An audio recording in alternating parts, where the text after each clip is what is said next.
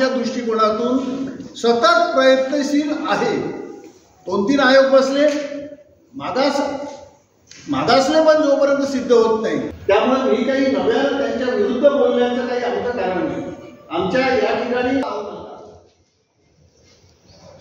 मराठा समाज जेव्हा मोर्चे काढू लागला होता त्याचं काम या विदर्भात देखील आपण केलं आहे, परंतु आज जर आपल्या अंगावर ते चढून आले तर त्यांना कुठेतरी एक गुण आला एका संपादकाला, आणि त्यांनी म्हटलं की जरांगीची सभा या विदर्भात घेऊन आला पाहिजे की विदर्भामध्ये जेव्हा आम्ही मोर्चे काढले तेव्हा आपल्या कुणबी लोकांनी सहकार्य देऊन आपल्याला मोठं केलं नाही।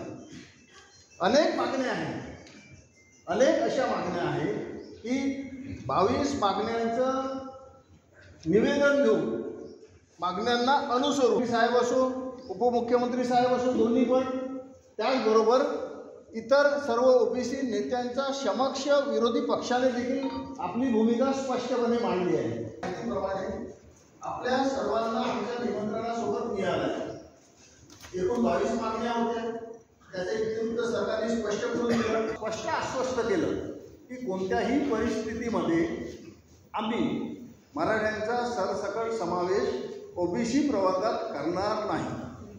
बरं, आता या मराठ्यांचं सर्वप्रथम या ओबीसी बचाव परिषदेमध्ये मराठा नेते मनोज जरांगेचा सर्व आणि एकमताने त्यांचा निषेध करण्याचा ठराव सुरुवातीलाच या ठिकाणी पारित झाला आहे।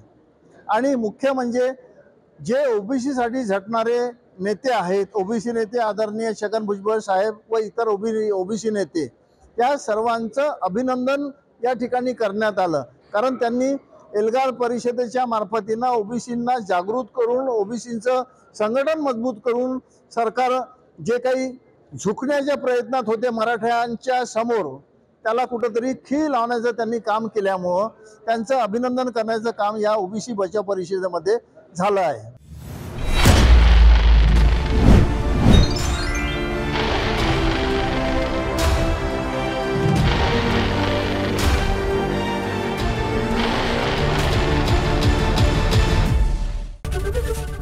एबीपी माझा, उघडा डोळे बघा नीट।